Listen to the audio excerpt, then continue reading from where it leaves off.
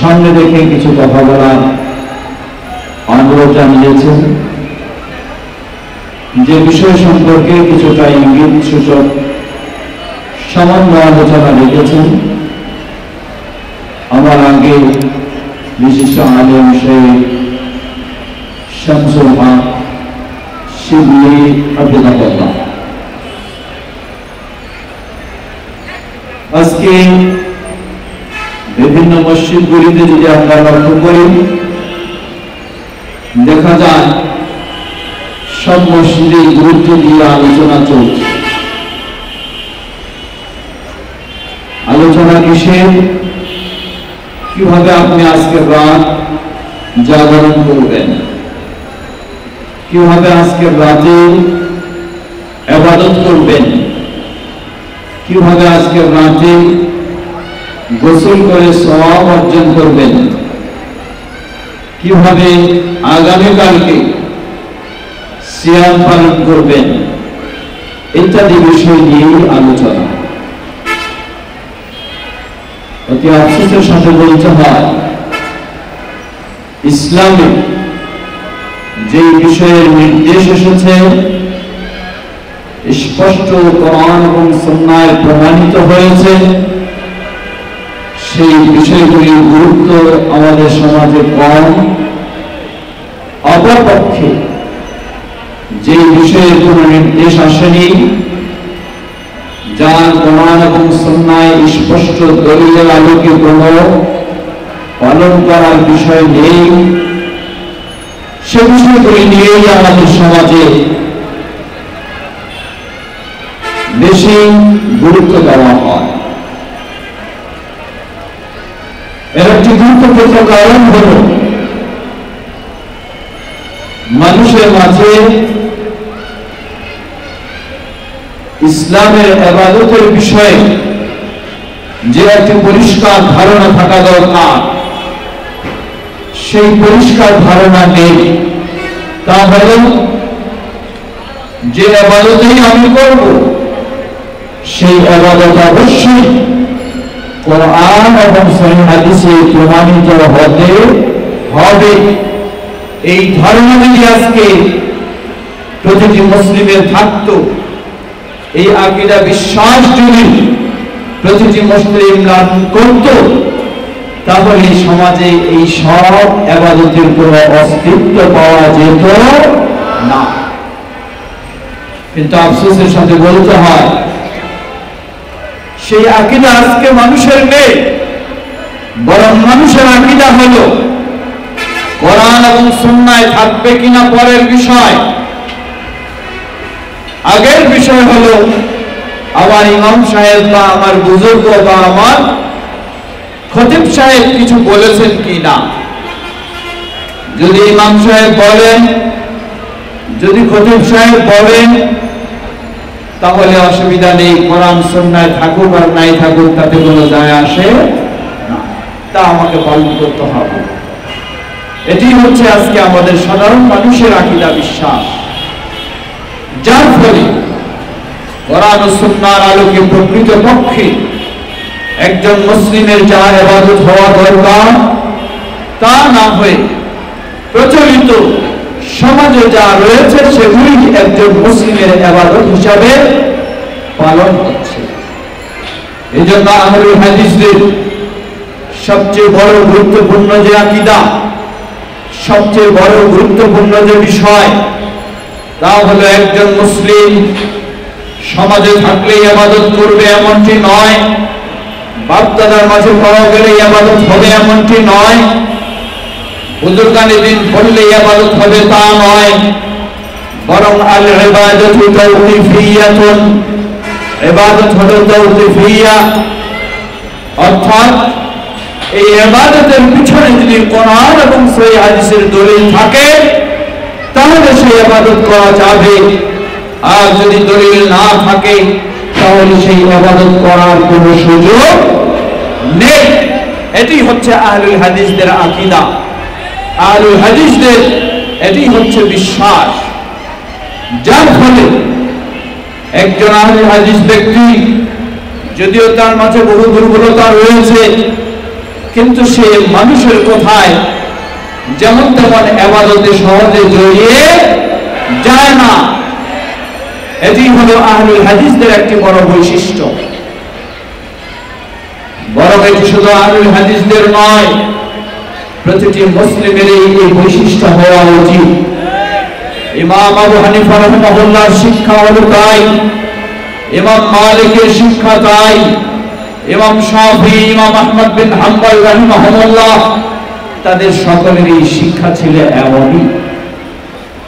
আজকে তাদের প্রকৃত শিক্ষাকে আমরা হারিয়ে ফেলে অন্ধের মতো যা তারা বলেননি সেগুলি তাদের প্রতি সম্পৃক্ত করে আমরা সেগুলি পালন করে চলছি। যেমন ইমাম আবু হানিফা রাহিমাহুল্লাহ আল্লাহর বিষয়ে যে আকীদা পোষণ করেন, আজকে সমাজে হানাফি ভাইদের মাঝে সেই আকীদা নেই, বরং বাতিল আকীদা।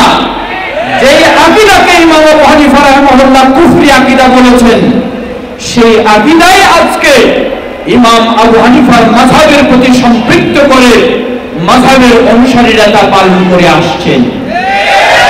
এটি অত্যন্ত দুঃখজনক বিষয়।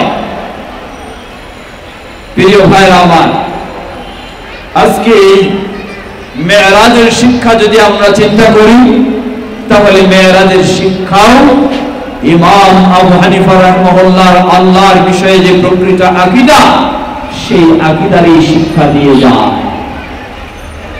সময় খুব দীর্ঘ নয়, নির্দিষ্ট সময়ের মধ্যে আলোচনা শেষ করার চেষ্টা করব।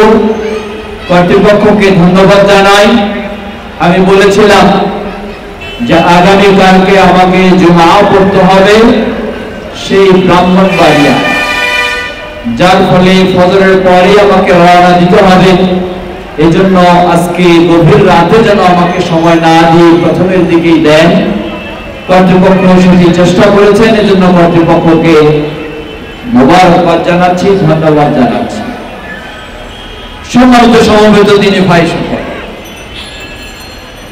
কোরআন সুন্নাহর দলিলের আলোকে ইসরা ও মেরাজ বিষয়ে আমার আলোচনা। প্রচলিত সমাজে ইসরা ও মেরাজ পালন করা হয় রজব মাসের 26 দিবাগত 27 রাত। এটিকে শবে মেরাজ হিসাবে উদযাপন করা হয়। আমরা যদি কোরআন সুন্নাহর দলিলের আলোকে বিষয়টিকে বিচার করতে চাই, তাহলে আমাদের কাছে স্পষ্ট হবে যে রজব মাসে মেরাজ সংঘটিত হয়েছে এমন কোন নির্ভরযোগ্য গ্রহণযোগ্য কোন প্রমাণ নেই। বলবেন তা কিভাবে? প্রথম বিষয়, গোটা কোরআনুল কারীমে খুঁজে দেখুন মেরাজ কখন সংঘটিত হয়েছে, ইসরা কখন সংঘটিত হয়েছে। তার প্রমাণ শুধু এতটুকু পাওয়া যায় যে ইসরা সংঘটিত হয়েছে রাতের বেলা, দিনের বেলা নয়। যে আয়াতটি আমি শুরুতে পেশ করেছি, আল্লাহ বলেন সুবহানাল্লাযী আসরা বিআবদিহি লাইলান মিনাল মাসজিদিল হারাম ইলাল মাসজিদিল আকসা আল্লাযী বারাকনা হাওলাহু লিনুরিয়াহু মিন আয়াতিনা ইন্নাহু হুয়াস সামিউল বাসীর। আল্লাহ বলেন সুবহানাল্লাযী আসরা বিআবদিহি, সেই সত্তার পবিত্রতা বর্ণনা করছি যিনি সে বান্দাকে রাতের বেলা মসজিদে হারাম থেকে মসজিদে আকসা পর্যন্ত ভ্রমণ করালেন।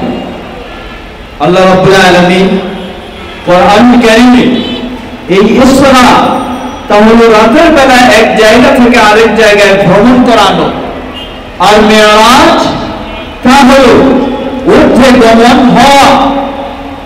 দুটোই কোরআনের আলোচনায় এসেছে। একটি হলো সূরা বনী ইসরাঈলের প্রথম আয়াতে, অপরটি হচ্ছে সূরা নজমের 18 নম্বর আয়াত এবং পূর্ববর্তী আয়াতগুলিতে। দুটি কোরআন মাজিদে এসেছে, কিন্তু কোরআন মাজিদে শুধু এতটুকুই তথ্য পাওয়া যায় যে এই ইসরা এবং মিরাজ সংঘটিত হয়েছে রাতের বেলা, দিনের বেলা নয়। কিন্তু কোন সালে, কোন মাসে, তা কোরআন এবং সুন্নাহয় স্পষ্ট কোনো প্রমাণ পাওয়া যায় না। আর এতটুকু প্রমাণ পাওয়া যায় যে ইসরা ও মিরাজ সংঘটিত হয়েছে হিজরতের পূর্বে, মক্কার জীবনে, মদিনার জীবনে নয়। ঠিক একইভাবে যদি আমরা হাদিসে লক্ষ্য করি, সেই হাদিসেও একইভাবে প্রমাণ পাওয়া যায় ইসরা ও মিরাজ সংঘটিত হয়েছে রাতের বেলা, ইসরা ও মিরাজ সংঘটিত হয়েছে রাতের বেলা, দিনের বেলা নয়। কোন মাসে, কোন সালে, তা হাদিসেও নির্দিষ্ট করে বলা হয়নি। অতএব কোরআন এবং সুন্নাহর আলোকে ইসরা ও মিরাজ সংঘটিত হওয়া যে সময়কাল প্রমাণিত হয়, প্রথম বিষয় হলো হিজরতের পূর্বে, দ্বিতীয় বিষয় হলো তা রাতে, দিনের বেলা নয়। কিন্তু হিজরতের পূর্বে কোন মাসে, কোন সালে, এ নিয়ে ঐতিহাসিকগণ প্রায় 10 থেকে 12টি মতামত ব্যক্ত করেছেন, যেগুলি আল্লামা শফিউর রহমান মুবারকপুরী রাহিমাহুল্লাহ তিনি আর রাহিকুল মাখতুমে বর্ণনা করেছেন।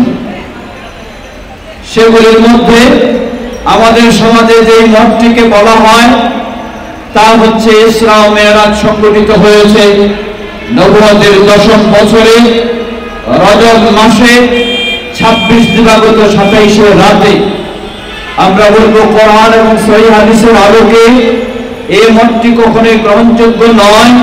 ঠিক অনুরূপভাবে যদি আমরা ইতিহাসের আলোকে বিষয়টিকে বিচার করতে চাই, তাহলে প্রমাণিত হয় এই মতটি কখনো নির্ভরযোগ্য নয়।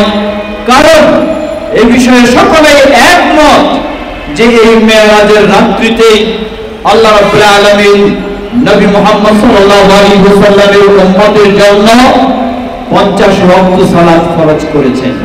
কয় ওয়াক্ত? 50।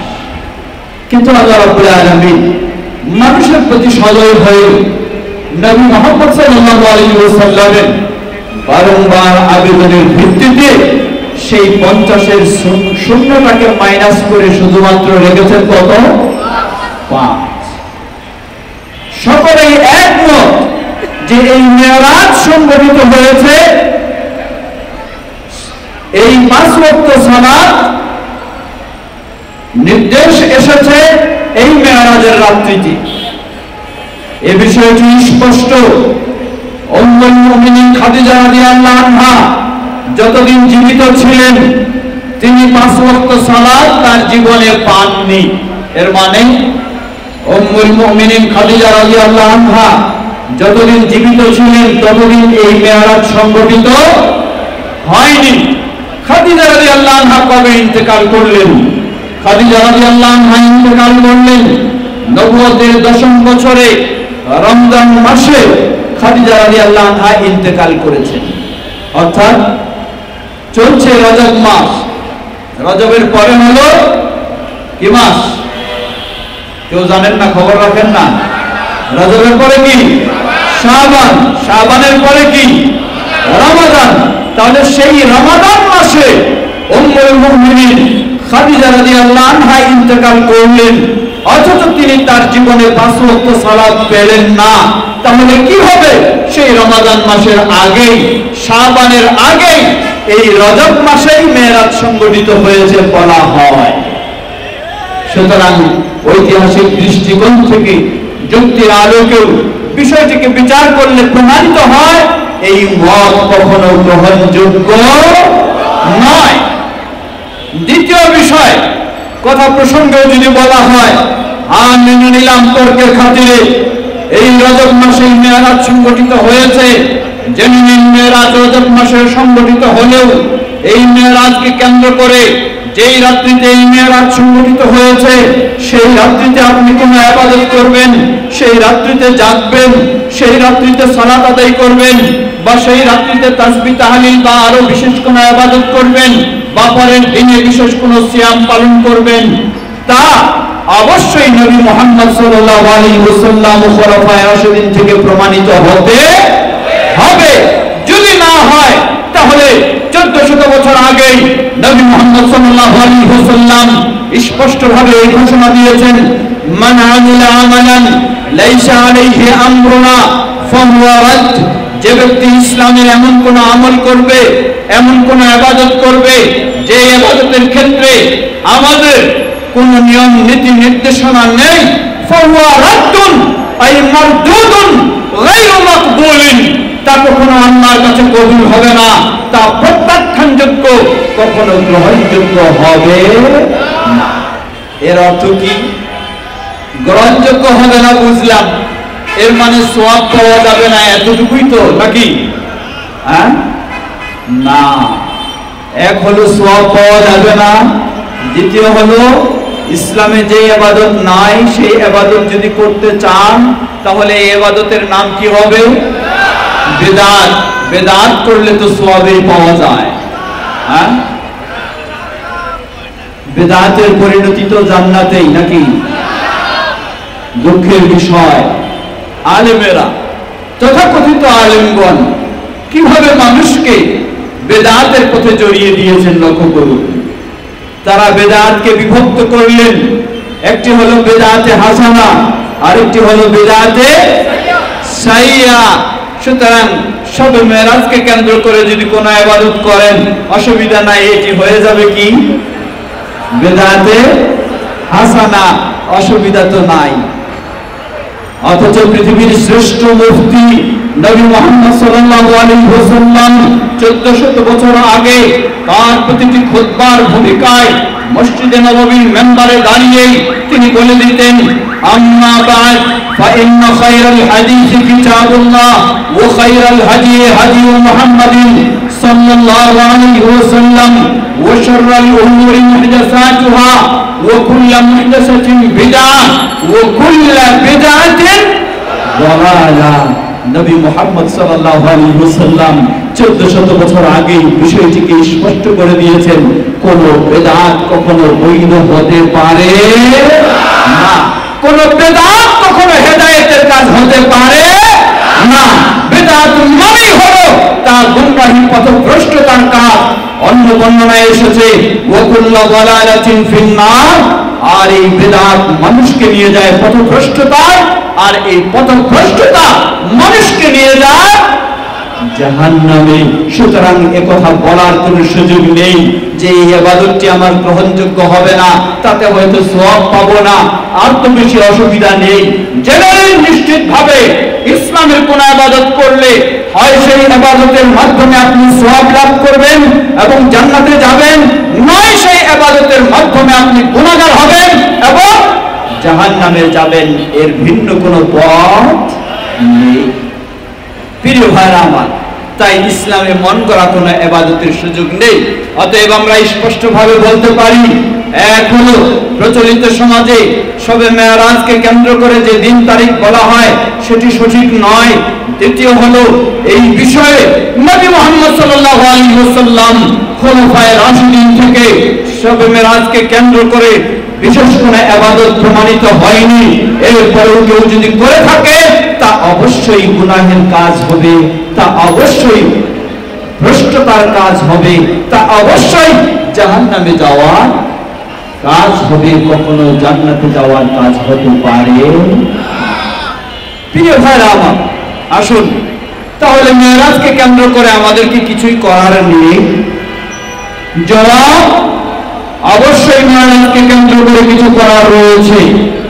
যদি মেরাজ কোরআন এবং সুন্নাহয় প্রমাণিত হয় তাহলে অবশ্যই মেরাজকে কেন্দ্র করে কিছু করার একজন মুসলিমের রয়েছে। যেহেতু আমরা আগেই বলেছি মেরাজ, ইসরা এবং মেরাজ কোরআনুল কারীমে প্রমাণিত হয়েছে, ইসরা এবং মেরাজ সহিহ বুখারী মুসলিম সহ গ্রহণযোগ্য অসংখ্য হাদিসে প্রমাণিত হয়েছে। অতএব ইসরা ও মেরাজে আমাদের অবশ্যই কিছু করণীয় রয়েছে। সেই করণীয় কি? সেই করণীয়ের মধ্যে প্রথম বিষয় হলো আমাকে এই আকীদা পোষণ করতে হবে, আমাকে ঈমান আনতে হবে যে আল্লাহ রাব্বুল আলামিন তার প্রিয় রাসূল মুহাম্মদ সাল্লাল্লাহু আলাইহি ওয়াসাল্লামের নবুয়ত ও রিসালাত প্রমাণের জন্য যে সমস্ত মুআজিজা দিয়েছেন, সেই মুআজিজাগুলির মধ্যে অন্যতম মুআজিজা হলো একটি এই ইসরা ও মিরাজ। এর মাধ্যমে আল্লাহ রাব্বুল আলামিন নবী মুহাম্মদ সাল্লাল্লাহু আলাইহি ওয়াসাল্লামের নবুয়ত ও রিসালাতকে প্রমাণিত করেছেন। যেমন উদাহরণস্বরূপ নবী সাল্লাল্লাহু আলাইহি ওয়াসাল্লাম রাতের বেলা ইসরা মিরাজ সংঘটিত হলো, সকাল বেলা এসে মক্কার মানুষদেরকে জানালেন আজকের রাতে এই ঘটে গেছে। মক্কার মানুষেরা শোনার সাথে সাথেই তো বিশ্বাস করে ফেললো, তাই না? কি বললো তারা? সহিহুল বুখারী হাদিসে এসেছে নবী সাল্লাল্লাহু আলাইহি ওয়াসাল্লাম বলেন ওয়ালাম্মা কাযাবাতনি কুরাইশ ফাকুনতু ফিল হিজরি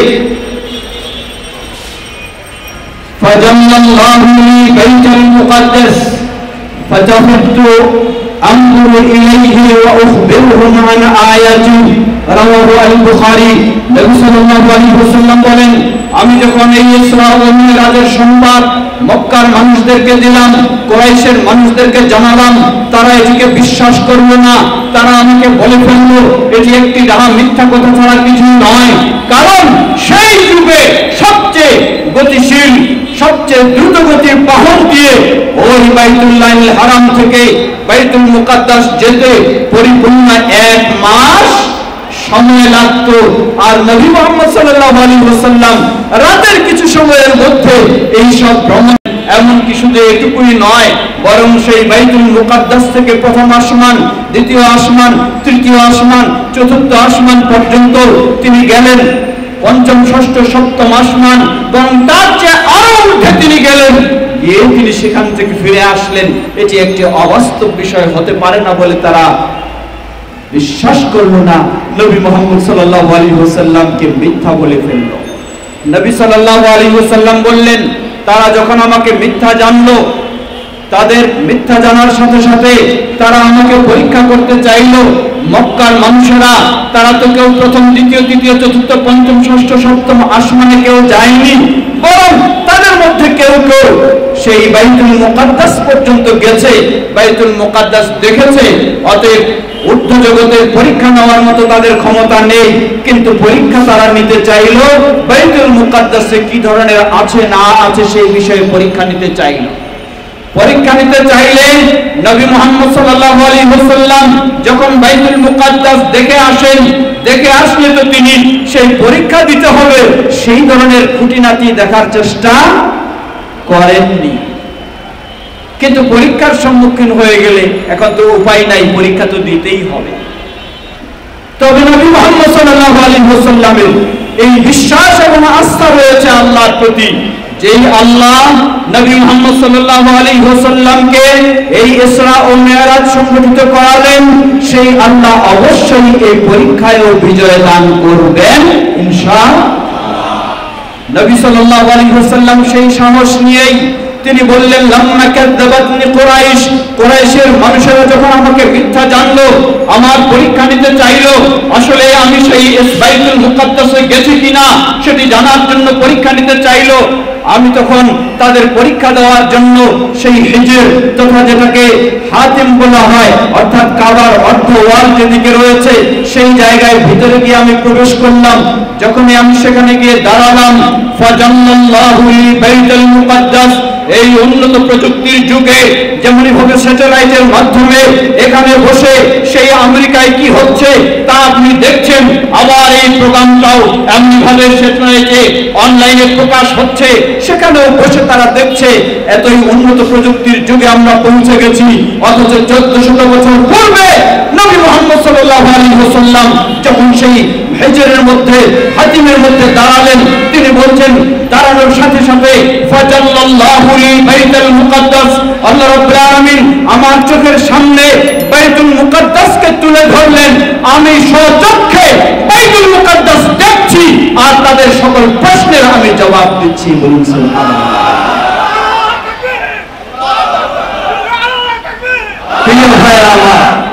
সুতরাং নবী সাল্লাল্লাহু আলাইহি ওয়াসাল্লামকে ওই 1400 বছর আগেও আল্লাহ রাব্বুল আলামিন এই উন্নত স্যাটেলাইটের মাধ্যমে বাইতুল মুকাদ্দাসকে দেখালেন আর তিনি সব জবাব দিয়ে তাদের কাছে বিজয় লাভ করলেন। এটি হচ্ছে নবী মুহাম্মদ সাল্লাল্লাহু আলাইহি ওয়াসাল্লামের জন্য অন্যতম একটি মুআজিজা। লক্ষ্য করুন আল্লাহ রাব্বুল আলামিন এই মুআজিজার মাধ্যমে নবী মুহাম্মদ সাল্লাল্লাহু আলাইহি ওয়াসাল্লামকে কত বড় শ্রেষ্ঠত্ব দান করলেন। উন্নত প্রযুক্তির যুগে এই পৃথিবী ছেড়ে মানুষ ঊর্ধ্ব দিকে ছুটছে, কেউ মঙ্গল গ্রহে, কেউ আরো কোন গ্রহে, কেউ চাঁদের দেশে, আরো বিভিন্ন জায়গায় যাওয়ার সুযোগ হচ্ছে। মনে হচ্ছে যেন বহু ঊর্ধ্বে চলে গেছে, বহু উন্নত পর্যায়ে পৌঁছে গেছে। লক্ষ্য করুন সব কিছুই যদি চিন্তা করা হয় সবগুলি হচ্ছে প্রথম আসমানের নিচে না উপরে? সব নিচে।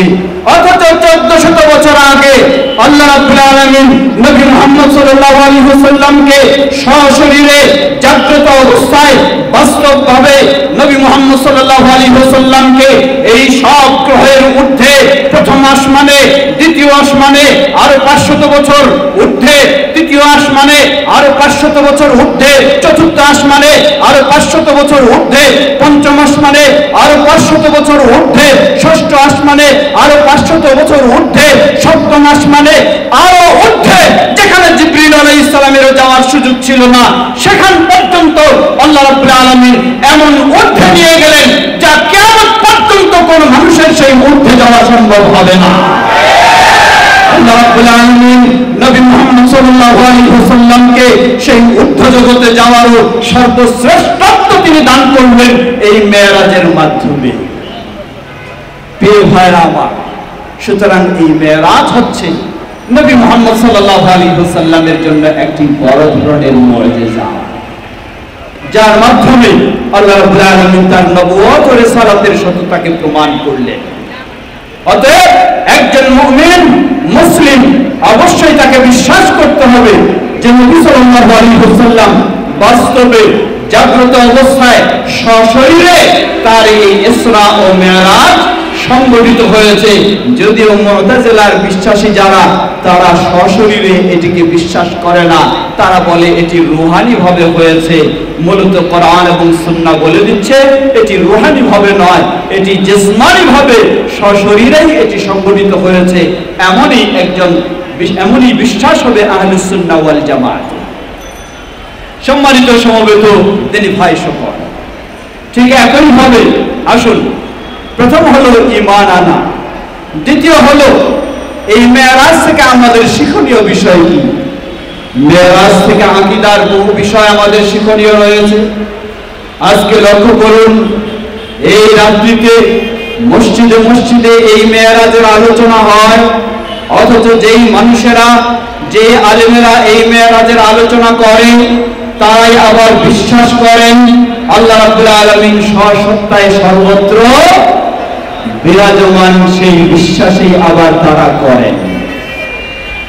আশ্চর্যের বিষয়, মানুষ যখন কোরআন এবং হাদিস থেকে দলিল গ্রহণ করে তার আকীদা নিতে চাইবে না, তখন কোরআন এবং হাদিস তার সামনে থাকলেও সে অন্ধের মতো তা থেকে কোনো শিক্ষা নিতে পারবে না। যখনই তার বিশ্বাস হবে যে আমাকে কোরআন এবং সুন্নাহ থেকে দলিল নিতে হবে, বুজুর্গ কি বলেছেন, মুফতি কি বলেছেন, ইমাম কি বলেছেন, কাউস কুতুব কি বলেছেন, সেটি আমার আকীদা নয়। আমার আকীদা হলো কোরআন এবং সুন্নাহ কি বলে। এটি যখন কোন মুসলিমের বিশ্বাস হবে, তখনই তার পক্ষে সম্ভব হবে কোরআন এবং সুন্নাহ থেকে সঠিক আকীদা গ্রহণ করা, যেটি হচ্ছে আহলুল হাদিসদের নীতি ও আদর্শ। বলুন আলহামদুলিল্লাহ। লক্ষ্য করুন, ইমাম হানাফি মাযহাবের একজন প্রসিদ্ধ ইমাম ইবনে আবিল ইজ আল হানাফি রাহিমাহুল্লাহ, ইমাম ইবনে আবিল ইজ আল হানাফি রাহিমাহুল্লাহ তিনি বলেন, ওয়া ফি হাদিসিল মি'রাজ সুবুতু সিফাতিল উলুই লিল্লাহি আযজা ওয়া জাল্লা লিমান তাদাব্বারা। যে ব্যক্তি মেরাজের হাদিসগুলি নিয়ে একটু চিন্তা করবে, মেরাজের বিষয়গুলি নিয়ে একটু ভাববে, তাহলে ওই ব্যক্তির কাছে স্পষ্ট হয়ে যায় যে আল্লাহ সুবহানাহু ওয়া তাআলা সসত্তায় সর্বত্র বিরাজমান নন, আল্লাহ রয়েছেন আরশের উপরে। ইমাম ইবনে আবিল ইজ আল হানাফি, হানাফি মাযহাবের প্রসিদ্ধ ইমাম, তিনি বলেন যে ব্যক্তি এই মেরাজের হাদিসগুলি নিয়ে একটু ভাববে, তার কাছে স্পষ্ট হয়ে যায় যে আল্লাহ রাব্বুল আলামিন সসত্তায় সর্বত্র বিরাজমান নন, তিনি রয়েছেন কোথায়? সপ্ত আসমানের ঊর্ধ্বে আরশের উপরে। বলুন সুবহানাল্লাহ। কারণ নবী মুহাম্মদ সাল্লাল্লাহু আলাইহি ওয়াসাল্লাম তিনি পৃথিবীর বুকে সবচেয়ে শ্রেষ্ঠ জায়গা হলো বাইতুল্লাহিল হারাম। সেই বাইতুল্লাহিল হারামেও আল্লাহর অতি নিকটে পৌঁছার সুযোগ পাননি। বাইতুল মুকাদ্দাসে চলে গেলেন, সেখানেও আল্লাহর অতি নিকটে যাওয়ার সুযোগ পাননি। ঊর্ধ্ব আকাশে চললেন প্রথম আসমানে, সেখানেও আল্লাহর অতি নিকটে যাওয়ার সুযোগ হয়নি। দ্বিতীয় আসমানেও নয়, তৃতীয় আসমানেও নয়, চতুর্থেও নয়, পঞ্চমেও নয়, ষষ্ঠেও নয়, সপ্তমেও নয়। সপ্তমের আরো ঊর্ধ্বে যখন গেলেন, তখন নবী মুহাম্মদ সাল্লাল্লাহু আলাইহি ওয়াসাল্লাম আল্লাহর খুব কাছে যাওয়ার সুযোগ লাভ করলেন। সুবহানাল্লাহ। এজন্য ইমাম ইবনে আবিল ইজ আল হানাফি রাহিমাহুল্লাহ বলেন, এই মিরাজের বিষয়গুলি নিয়ে যে একটু ভাববে, তার কাছে স্পষ্ট হবে যে আল্লাহ রাব্বুল আলামিন সসত্তায় সর্বত্র বিরাজমান নন, তিনি রয়েছেন আরশের উপরে, যা তিনি নিজেই ঘোষণা দিয়েছেন, আর রহমানু আলাল আরশি ইস্তাওয়া, দয়াময় রহমান তিনি আরশের উপরে সমুন্নত। বলুন সুবহানাল্লাহ। প্রিয় ভাইরা আমার, যে আকীদাটি স্পষ্ট একটি আকীদার বিষয়, যা ইমাম আবু হানিফা রাহিমাহুল্লাহ 1300 বছর পূর্বেই যারা আজকে আল্লাহ সুবহানাহু ওয়া তাআলা সসত্তায় সর্বত্র বিরাজমান এই আকীদা পোষণ করে, ইমাম আবু হানিফা রাহিমাহুল্লাহ 1300 বছর পূর্বে তাদেরকে কুফরি আকীদায় তারা বিশ্বাসী বলে ঘোষণা দিয়েছে। কারণ ইমাম আবু হানিফা রাহিমাহুল্লাহ এই আয়াত দিয়ে দলিল দিচ্ছেন। তিনি বলছেন, স্বয়ং আল্লাহ যেখানে বলেছেন আর রহমানু আলাল আরশি ইস্তাওয়া, দয়াময় রহমান তিনি আরশের উপরে রয়েছেন, সেখানে আল্লাহ রাব্বুল আলামিন সর্বত্র বিরাজমান অথবা কোথায় রয়েছেন তা জানি না, এই ধরনের কোনো বিশ্বাস করার সুযোগ নেই। কিন্তু আফসোসের সাথে বলতে হয়, আজকে সেই ইমাম আবু হানিফার অনুসারী হওয়া সত্ত্বেও ইমাম আবু হানিফার আকীদাকে গ্রহণ করা হয়নি। এজন্য একটু আপনাদের সুখবর জানাতে চাই, আমার পিএইচডির যে গবেষণা, সেই গবেষণাটি হচ্ছে ইলমুত তাওহীদে ইমাম আবু হানিফা রাহিমাহুল্লাহর অবদান। আমাকে একজন ইউনিভার্সিটির টিচার তিনি প্রশ্ন করে বসলেন, তিনি বললেন, তিনি জানেন আমি আহলে হাদিস মানুষ, তিনি বললেন যে আপনি ইমাম আবু হানিফা রাহিমাহুল্লাহর বিষয়ে কেন থিসিস করবেন, কেন গবেষণা করবেন? কারণ তিনি বলতে চান যে আমরা তো ইমাম আবু হানিফাকে মানি না, তাহলে আমি কেন ইমাম আবু হানিফা রাহিমাহুল্লাহর বিষয় করব? এটাই হলো তার যুক্তি। আমি বললাম, দেখুন, বাস্তবে আফসোসের সাথে বলতে হয়, আপনারা ইমাম আবু হানিফা রাহিমাহুল্লাহর অনুসরণ করেন ঠিকই, কিন্তু ইমাম আবু হানিফা রাহিমাহুল্লাহর আল্লাহর বিষয়ে যে সঠিক আকীদা রয়েছে, সেই আকীদাকে আপনারা মানেন না, যার কারণে আহলে হাদিস হন ইমাম আবু হানিফা রাহিমাহুল্লাহর বিষয়ে আমাকে গবেষণা করতে হচ্ছে। সেই গবেষণায় আমি বিষয়টিকে তুলে ধরেছি কোরআন এবং সুন্নাহর আলোকে, এবং ইমাম আবু হানিফা রাহিমাহুল্লাহ থেকে প্রমাণিত তিনি আল্লাহর ব্যাপারে সেই সঠিক আকীদাই পোষণ করেন, যেই আকীদা কোরআন এবং সুন্নাহয় প্রমাণিত হয়েছে, তা হলো আল্লাহ রাব্বুল আলামিন সসত্তায় সর্বত্র বিরাজমান নন, তিনি রয়েছেন আরশের উপরে। ঠিক তেমনি ভাবে আল্লাহ রাব্বুল আলামিন কখনো নিরাকার নন, রয়েছে আল্লাহ সুবহানাহু ওয়া তাআলার সুস্পষ্ট গুণাবলী। বলুন সুবহানাল্লাহ। সেটি বাংলায় প্রকাশ হবে ইনশাআল্লাহ যার মাধ্যমে আশা করি আল্লাহ রাব্বুল আলামিন যারা ইমাম আবু হানিফা রাহিমাহুল্লাহর অনুসারী হওয়া সত্ত্বেও ভ্রান্ত আকীদায় রয়েছে তাদের আকীদার সংশোধন হবে বলে আশা করি ইনশাআল্লাহ। প্রিয় ভাইরা আমার, এই ইসরা ও মিরাজ আমাদেরকে শিক্ষা দিচ্ছে একজন মুমিন মুসলিম আল্লাহর বিষয়ে আকীদা পোষণ করবে আল্লাহ সুবহানাহু ওয়া তাআলা সশক্তায় সর্বত্র বিরাজমান নন, বরং আল্লাহ সুবহানাহু ওয়া তাআলা রয়েছেন সপ্ত আসমানের ঊর্ধ্বে আরশের উপরে। সেই আরশের উপর থেকেই সেখানে আল্লাহ রয়েছেন, কিন্তু সেখান থেকেই দর্শনের দিক থেকে, শ্রবণের দিক থেকে, জ্ঞানের দিক থেকে, ক্ষমতার দিক থেকে আল্লাহ সুবহানাহু ওয়া তাআলা সর্বত্র রয়েছেন। আল্লাহ রাব্বুল আলামিন সশক্তায় রয়েছেন আরশের উপরে, আর দর্শন, শ্রবণ, জ্ঞান এবং ক্ষমতা ইত্যাদির দিক থেকে রয়েছেন আল্লাহ রাব্বুল আলামিন সর্বত্র। কত গভীরে কিছু পড়া হয় আল্লাহ রাব্বুল আলামিন তা দেখেন, কত গোপনে কিছু বলা হয় আল্লাহ রাব্বুল আলামিন তা শুনেন। সেই শোনার দিক থেকে, সেই দেখার দিক থেকে, সেই জানার দিক থেকে, সেই ক্ষমতার দিক থেকে আল্লাহ রাব্বুল আলামিন সর্বত্র রয়েছেন, কিন্তু সশক্তায় তিনি রয়েছেন আরশের উপরে, যা স্পষ্টভাবে স্বয়ং আল্লাহ 7টি আয়াতে তিনি স্পষ্টভাবে বর্ণনা দিয়েছেন। এই আকীদায় শিক্ষা দিচ্ছে আমাদেরকে এই ইসরা ও মিরাজ। সম্মানিত সমবেত দিনী ভাই ও বোনেরা, এই ইসরা ও মিরাজ আমাদেরকে শিক্ষা দেয় একটি বড় গুরুত্বপূর্ণ বিষয়, তা হলো আল্লাহ রাব্বুল আলামিন নবী মুহাম্মদ সাল্লাল্লাহু আলাইহি ওয়াসাল্লামকে এই ইসরা ও মিরাজের রাতেই 50 ওয়াক্ত সালাত দিয়েছেন। 50 ওয়াক্ত সালাত কখন দিয়েছেন বলুন, কখন? এই ইসরা ও মিরাজের রাতে। আফসোস করে বলতে হয়, একজন মানুষ ইমাম সাহেবকে, খতিব সাহেবকে বারে বারে জিজ্ঞাসা করে কখন সেই শবে মেরাজে সে রাত জাগবে, শবে মেরাজে সে ইবাদত করবে, শবে মেরাজে সে বিশেষ সালাত আদায় করবে, অথচ এই মেরাজের রাতে 5 ওয়াক্ত সালাত ফরজ হয়েছে। গোটা বছরে তার 5 ওয়াক্ত সালাতের খোঁজ খবর পাওয়া যায় না।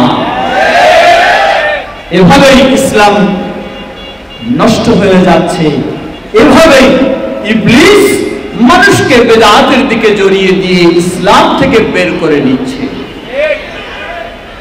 ইবলিস একজন মানুষকে বুঝতে 5 ওয়াক্ত সালাত তুমি আদায় করতে পারো না, পারো, অসুবিধা নেই, কিন্তু শবে মেরাজে সালাত যেন তোমার না ছুটে যায়। অথচ এই মেরাজের শিক্ষা হলো দিন রাত 24 ঘন্টায় একজন মুসলিমকে 5 ওয়াক্ত সালাত আদায় করতে হবে। শুধু সালাত আদায় নয়, যে কথাটি স্পষ্ট করে বলতে চাই, এই মেরাজে 5 ওয়াক্ত সালাত এসেছে ইমাম আবু হানিফা রাহিমাহুল্লাহর মাধ্যমে, তাই না?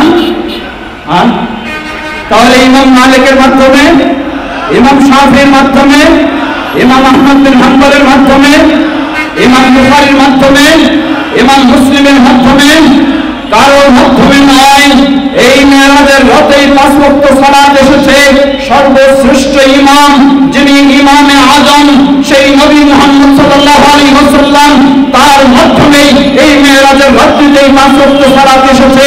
অতএব একজন মুসলিমকে একদিকে যেমন তাকে 5 ওয়াক্ত সালাত আদায় করতে হবে, অপরদিকে তাকে মনে করতে হবে যেহেতু এই 5 ওয়াক্ত সালাত ইমাম আবু হানিফার মাধ্যমে আসেনি, কোন গাউস কুতুবের মাধ্যমে আসেনি, কোন পীর ফকিরের মাধ্যমে আসেনি, কোন মুর্শিদের মাধ্যমে আসেনি, কোন কুতুবের মাধ্যমে আসেনি, সুতরাং এই 5 ওয়াক্ত সালাত কোন ইমামের অনুসরণ করে পড়া যাবে না, কোন গাউস কুতুবের অনুসরণ করে পড়া যাবে না।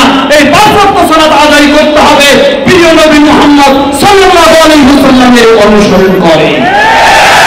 এই মেরাজ সেই শিক্ষা দিয়ে যায়। আজকে আপনি মেরাজ থেকে সালাত নেবেন, কিন্তু যার মাধ্যমে আপনি এই সালাত পেয়েছেন তার কাছে সালাতের পদ্ধতি না নিয়ে আপনার ইমামের কাছে, আপনার পীর মুর্শিদের কাছে সালাতের পদ্ধতি নেবেন, নিশ্চয়ই আপনি এটি বড় ধরনের অন্যায় করেছেন। তাই তো আল্লাহ রাসূল সাল্লাল্লাহু আলাইহি ওয়াসাল্লাম স্পষ্ট ঘোষণা দিয়েছেন, তিনি বলেন সাল্লু কামা রাআইতুমুনি মুসাল্লি, তোমরা সালাত ঠিক সেভাবে আদায় করো যেভাবে তোমরা সালাত আদায় করতে আমাকে দেখেছো। প্রিয় ভাইরা আমার, প্রথম বিষয় হলো মেরাজের শিক্ষার মধ্যে হলো 5 ওয়াক্ত সালাত আমাকে আদায় করতেই হবে। লক্ষ্য করুন, আজকে আমরা কত দুর্বল হয়ে গেছি। কেউ তার অফিসের ব্যস্ততার কারণে 5 ওয়াক্ত সালাত জামাতের সঙ্গে সুন্দরভাবে আদায় করতে পারে না। কেউ তার ব্যবসা বাণিজ্যের ব্যস্ততার কারণে পারে না। কেউ তার পারিবারিক ব্যস্ততার কারণে পারে না। কেউ তার ক্ষেত খামারের ব্যস্ততার কারণে পারে না। আল্লাহ রাব্বুল আলামিন বান্দার প্রতি কত দয়া করেছেন। 24 ঘন্টায় 5 ওয়াক্ত দিয়েছেন। 24 ঘন্টায় তিনি দিয়েছিলেন 50 ওয়াক্ত। ওই 50 ওয়াক্ত যদি আল্লাহ বহাল রাখতেন, কোন মানুষের পক্ষে বলার সুযোগ ছিল না যে আমার পক্ষে পালন করা সম্ভব নয়, বলার সুযোগ ছিল না। কারণ পালন করতেই হবে। আমাকে যেহেতু জীবিত রেখেছেন কে? জীবিত রেখেছেন কে? সুস্থ রেখেছেন কে? চলার সুযোগ দিয়েছেন কে? অফিসে কাজ করার সুযোগ দিয়েছেন কে? ব্যবসায় বসার সুযোগ দিয়েছেন কে? ক্ষেত খামারে কাজ করার সুযোগ দিয়েছেন কে? যে আল্লাহ আমাকে সুস্থ রেখেছেন, যে আল্লাহ আমাকে জীবিত রেখেছেন, যে আল্লাহ আমাকে সর্বক্ষেত্রে কাজ করার সুযোগ দিয়েছেন, একজন মুসলিম হিসাবে আমাকে মনে রাখতে হবে আমার জীবনে সেই আল্লাহরই সন্তুষ্টির জন্য 5 ওয়াক্ত সালাত আমাকে অবশ্যই আদায় করতে হবে। প্রিয় ভাইরা আমার, মনে রাখতে হবে মানুষের দুর্বলতা বহু রকমের, মানুষের ব্যস্ততা বহু রকমের। চলে গেল মাত্র কয়েকদিন আগে, এখনো তো পূর্ণভাবে চলে যায়নি। এখনো তার জের রয়েছে। কিসের জের রয়েছে বলেন তো? বলতে পারেন কিসের? ভুলে গেলেন এত তাড়াতাড়ি? করোনা। কিসে? করোনা। করোনার সময় তো অবস্থা তাই হয়েছিল, যেই মানুষের যত ব্যস্ততা, যেই মানুষ যত ব্যস্ত মানুষ, ওই মানুষ ততই অকর্মণ্য হয়ে ঘরে বসেছিল, ঠিক কিনা? যিনি যত বড়, তার পক্ষে তত ঘরের ভিতরে তিনি লুকায় ছিলেন, বাইরে বের হন নাই। সেই কথাগুলিকে মনে রাখতে হবে। যে আল্লাহ রাব্বুল আলামিন করোনা দিয়ে আপনার অফিস আদালত সব বন্ধ করে দিয়ে, আপনার গাড়ি ঘোড়া সব বন্ধ করে দিয়ে, আপনার হাট বাজার সব বন্ধ করে দিয়ে আপনাকে ঘরে আবদ্ধ করে রেখেছিলেন, ওই আল্লাহর সন্তুষ্টির জন্য যদি আপনি 5 ওয়াক্ত সালাত ঠিকভাবে আদায় না করেন, আবারও সেই আল্লাহর আযাব এসে আপনাকে ঘরে আবদ্ধ করে রাখা হতে পারে, ঠিক কিনা? অতএব এই মেরাজ থেকে আমাদের সেই শিক্ষা নেওয়া উচিত যেন আমরা একজন মুসলিম হিসাবে প্রতিদিন কমপক্ষে 5 ওয়াক্ত সালাত আদায় করতেই হবে। আর তা হতে হবে কার পদ্ধতি অনুযায়ী? নবী মুহাম্মদ সাল্লাল্লাহু আলাইহি ওয়াসাল্লাম এর পদ্ধতি অনুযায়ী। সম্মানিত সমবেত দিনী ভাই ও বোনেরা, এই মেরাজ আমাদেরকে আরো শিক্ষা দিয়ে যায়। কি শিক্ষা দিয়ে যায়? নবী মুহাম্মদ সাল্লাল্লাহু আলাইহি ওয়াসাল্লাম থেকে যা বিশুদ্ধভাবে প্রমাণিত, এই মেরাজের রাতে নবী সাল্লাল্লাহু আলাইহি ওয়াসাল্লামকে দেখানো হলো যাদেরকে শাস্তি দেওয়া হচ্ছে। সেই শাস্তিপ্রাপ্ত ব্যক্তিদের মধ্যে এক শ্রেণীর ব্যক্তি হলো যাদের হাতের নখগুলি হলো অনেক বড় বড়। সেই বড় বড় নখ দিয়ে তারা তাদের চেহারা ও পার্শ্ব দেশ থেকে সেই বস্তুগুলিকে খামচায় তুলে তুলে সেগুলি যেন ভক্ষণ করছে, বলুন নাউযুবিল্লাহ। এই মেরাজের রাতে সেটি দেখলেন, তা দেখানো হলো। আজকে আমাদের স্বভাব হয়েছে, আমাদের কালচার হয়ে গেছে, কোন ব্যক্তি বিষয় নিয়ে যত সমালোচনা করতে পারবো, যত পরনিন্দা করতে পারবো, তত যেন আমি আরো বেশি ভালো কাজ করছি, এমনই আমাদের একটি ধারণা হয়েছে। যেখানে ইসলামে এই বিষয়টিকে চরম জঘন্যতম অপরাধ হিসাবে এটিকে চিহ্নিত করা হয়েছে। অতএব একজন মুসলিম এই ক্ষেত্রে সচেতন, সতর্ক হয়ে তাকে শিক্ষা নিতে হবে। এই মেরাজ থেকে, এই মেরাজ থেকে শিক্ষা নিতে হবে এই জঘন্যতম অপরাধটিকে ইসলাম হারাম করে দিয়েছে। নবী সাল্লাল্লাহু আলাইহি ওয়াসাল্লাম দুটি কবরের পাশ দিয়ে যাচ্ছিলেন। যেই কবরবাসীকে আযাব দেওয়া হচ্ছে তাদের মধ্যে একটি হচ্ছে আন্নাহু ইয়ামশি বিন নামিমা। তার অপরাধ ছিল এতটুকুই, সে একজনের কথা আরেকজনের কাছে নিয়ে যায়, আরেকজনের কথা আরেকজনের কাছে বলে বেড়ায়।